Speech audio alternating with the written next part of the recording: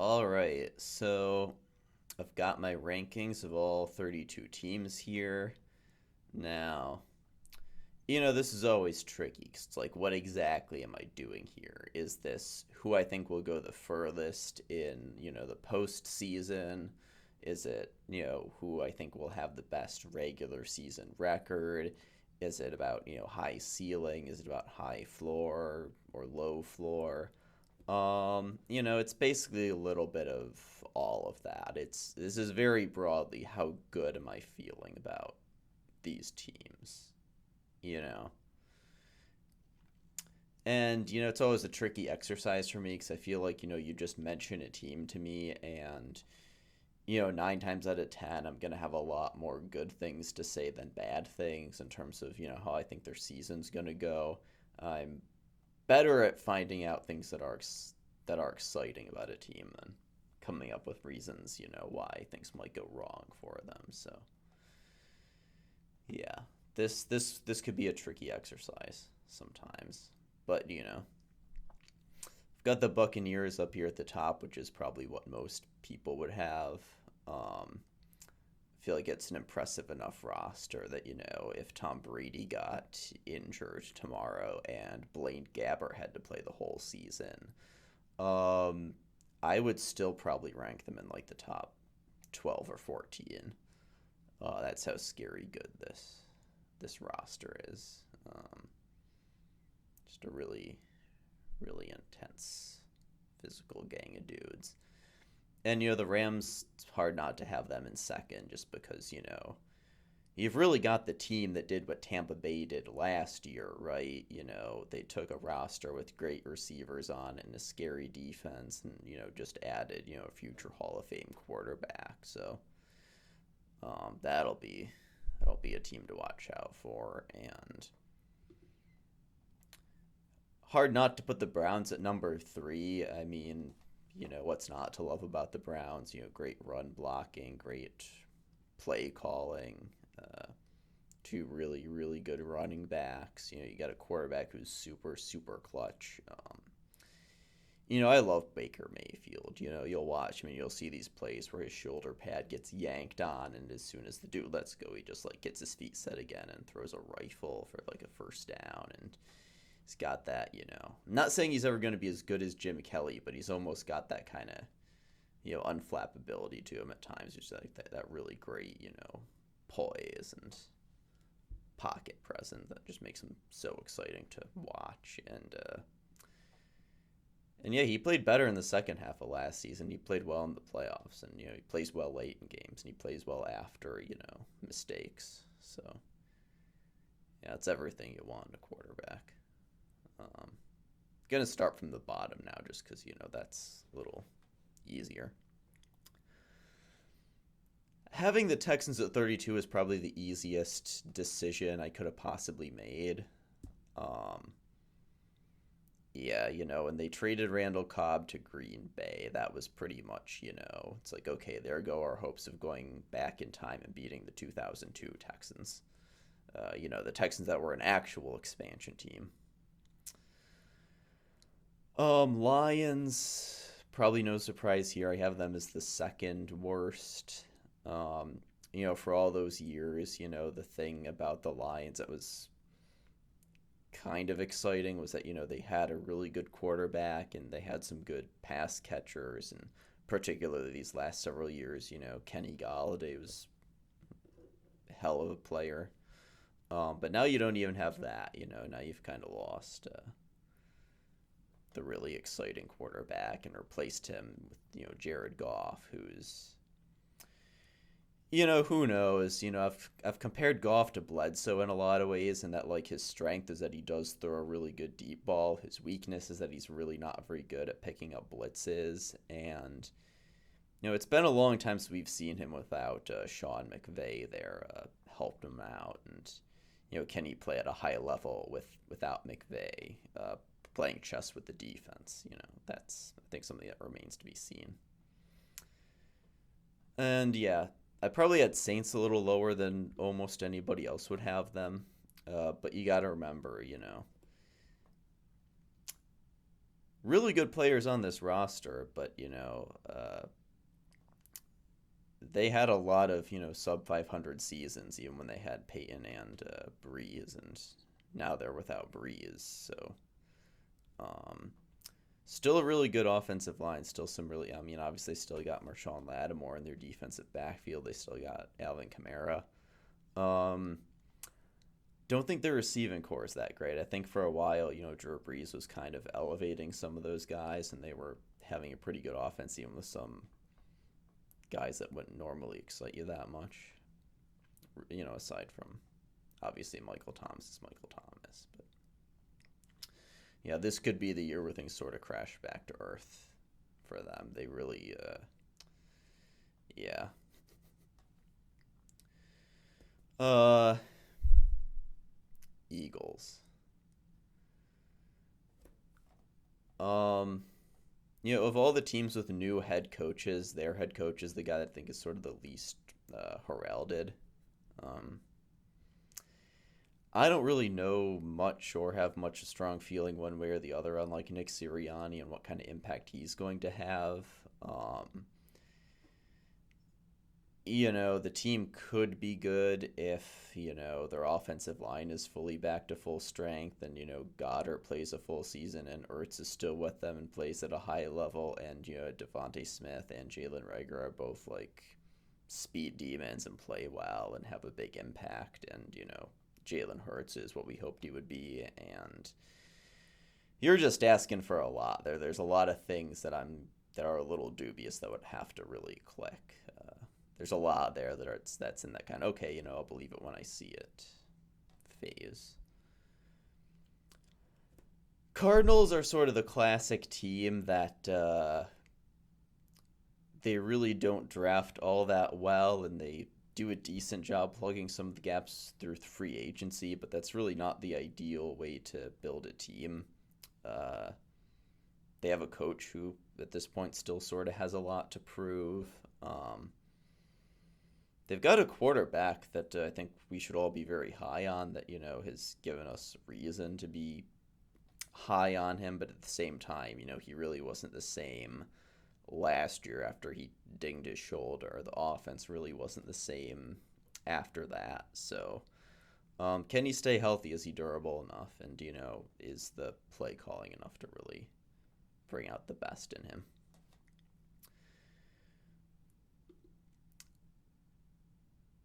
As a football fan, as someone who kind of likes the Denver Broncos, I feel dirty putting them this low because it is a better roster than a lot of the ones I have at this level. Um, but what I would say to that is, you got to remember the Romeo Crennel Kansas City Chiefs had 8 Pro Bowlers. They won 2 games. So, what happens, right? Teams with great rosters end up with bad records. And, well, you look at this is the kind of team that you could almost see doing it, right? It's a coach that I'm not sold on. It's a quarterback situation that I'm not sold on. I know Greg Rosenthal was arguing, several weeks back that, if they got the level of quarterback play that Teddy Bridgewater provided for the Panthers last season, and the rest of their team played the way the Broncos played last season, that might be enough for the playoffs. I don't know, but that's the thing. If Bridgewater's starting, do you get kind of the Bridgewater that you had in the early part of last season with the Panthers, or do you get more of the Bridgewater that you get toward the second half of last season? Right,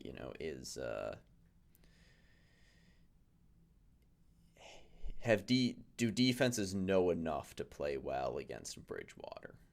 That's the real question. I kind of resented it, several years ago back when Colin Cowherd was saying, Bridgewater has a low ceiling back when Bridgewater was with the Vikings. But,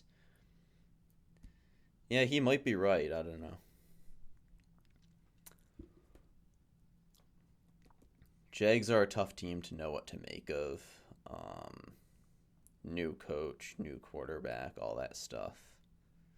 Um, don't know how good you can expect their defense to be. You know, they lost a lot of talent that they had on that 2017 team. They've gotten some talent back. Still feels like they're a long, long way from Saxonville.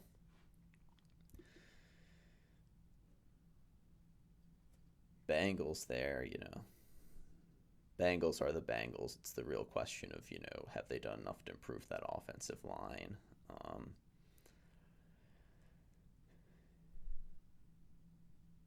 Jets. Jets player for player are a pretty good team. I think, you know, especially if CJ Mosley comes back and he's playing like the old CJ Mosley, Corey Davis, if he, you know, picks up where he left off last year, is going to improve that receiving game tremendously. Still think Denzel Mims is going to be really, really good. Um, Quinnen Williams, of course, you know, people started sleeping on him after that slow rookie year he got off to, but yeah, there's a lot there to like. It's just, you know, particularly on offense, there's a lot that's new. The coaching staff's new. A lot of the players are new. Um, you know, how quickly can you expect these guys to pick things up? Giants are in kind of a similar situation. It's tough to know where to put them just because I'm so unsure what to make of Daniel Jones at this point. Um, there's worse quarterbacks than Daniel Jones, but I don't think uh, what he did last year is really going to cut it this year for him. I don't think a slight improvement from last year is going to convince the Giants that he should be their long term starter. Um, and you very, very good defense. You like what you got out of that defense, you know, particularly late last season. But, you know, sluggish offenses can really kill good defenses if it means the defenses have to be on the field too much. And that's what you could worry about with them if things go south with Daniel Jones in that offense. Minnesota Purple Dudes are kind of an interesting situation here because, you know, I think last I heard they were one of the worst teams in terms of vaccination, and believe it or not, that can be like a pretty significant disadvantage. Um, in terms of, you know, can you have all your guys in the meetings? Can you do the things you would normally do as a team? Because you've got enough of your guys vaccinated, the league's going to allow you to do that. Do you not have to worry about, you know, key players missing big games because of positive tests? Um, that can really derail things, you know, even if it's just a couple games. Um, and yeah, you don't know. I don't know what to expect out of their defense. Do you get what you had at the first half of last season or what you had at the second half of last season? A lot of question marks there. C guys, I mean, you know, the C guys are the C guys. You got your Metcalf, Wilson connection. You got still got Jamal Adams on that defense, obviously, which makes things pretty exciting. Patriots, I'd kind of say a lot of what I said about the Jets. I think it's a lot on offense that's new. I mean, exciting players, right? They got Hunter Henry in there. They got Jonnu Smith in there. Macaroni Jones might be the quarterback. I love Damian Harris. He's a guy that a lot of people are overlooking at the running back position because he was scary at times last year. Um, but yeah, there's a lot there that you're not sure what to make of. You got the Cowboys. I need to do full commentary on all these teams. Cowboys, I feel like, are similar to where the Vikings were in terms of what I like about them, what I'm uncertain about. Their offensive line, it's, you know, kind of went from being really, really consistently good to kind of often banged up and kind of hit or miss depending who's, you know, healthy enough to play. Um, I am very excited about the Falcons. You know, Tom Dimitrov, he was actually a very, all in all, when you look at his time there, he was a pretty good GM.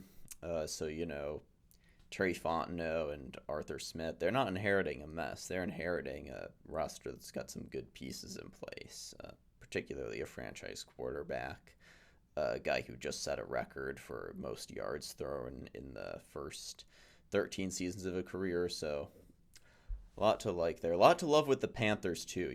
Love Matt Rule. Love the way they've been drafting.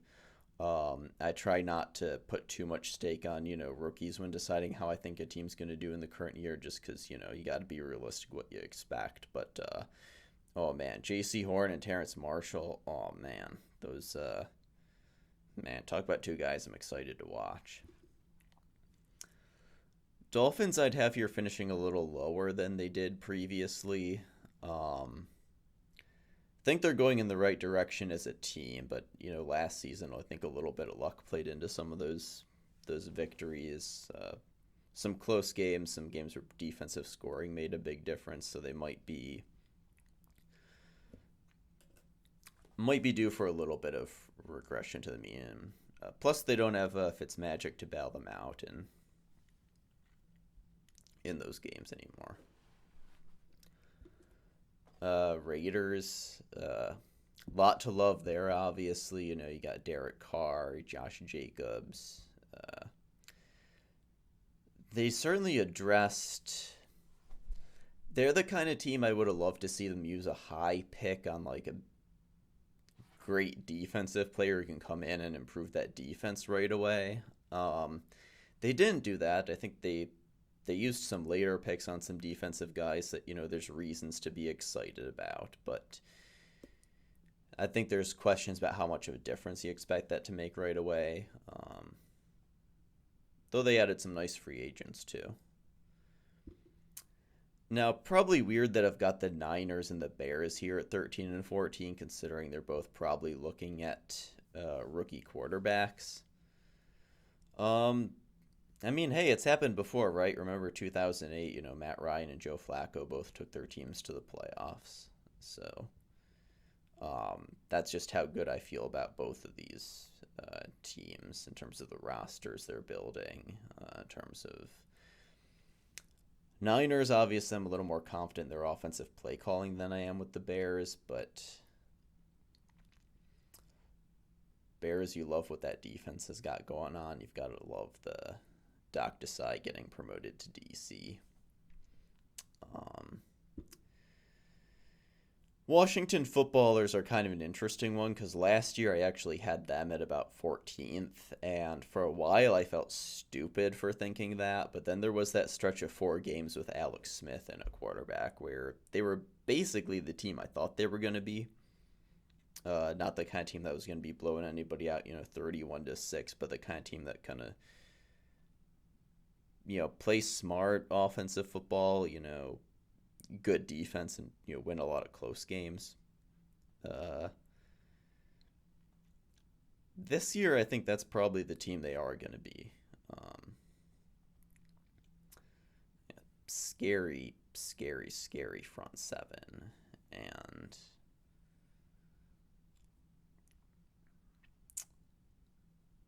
and scary Terry. Love the Colts. Love what they've been doing for a long time. Really excited about Kwity Paye. I'm higher on Carson Wentz than most people are. Because we've seen quarterbacks regress at various points in their career the way he did last year and get it back together. If you've seen a guy play with better, cleaner mechanics, he can get back to that point. It's kind of, even Brett Favre had a season late in his career that was like a really ugly season, and that was actually part of where Mike McCarthy built his reputation as fixing Favre by really cleaning up his mechanics again, and went from having one of his worst seasons to one of his best. So yeah, I wouldn't expect any less with that now with Frank Reich and Carson. Carson, we've seen where his ceiling is. And Steelers, of course, they probably have a higher floor than just about any team. even the season where, Duck Hodges and Mason Rudolph were starting at quarterback, they were pretty much in the playoff hunt right up until the end. Ravens, of course.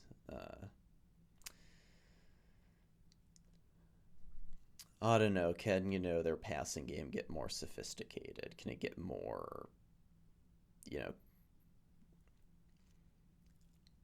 I know their new receiver just got injured, but hopefully the guy they brought over in free agency, Sammy Watkins, can have an impact.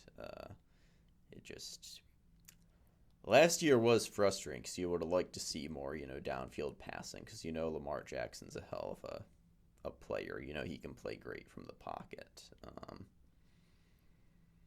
And they just need, he needs good plays to execute, and he needs, good receivers. Chiefs, obviously, they're the defending champ. Tyreek is still Tyreek. Pat's still Pat. Travis Kelce is still Travis Kelce. Chargers are freaking awesome. Very sneaky, underrated receiving core with them. Good set of backs and receivers, and very excited what Brandon Staley's going to do for not just the defense, but that whole team. He's probably, of all the new head coaches this year, he's the one I'm probably most excited to see. Packers, of course. Packers are the Packers. They got a head coach who's 26-6 so far. Scary run game, scary good quarterback, probably in his last year. Absolutely stacked defense. Then, of course, the Titans and the Bills. And yeah, the AFC is looking really good this year.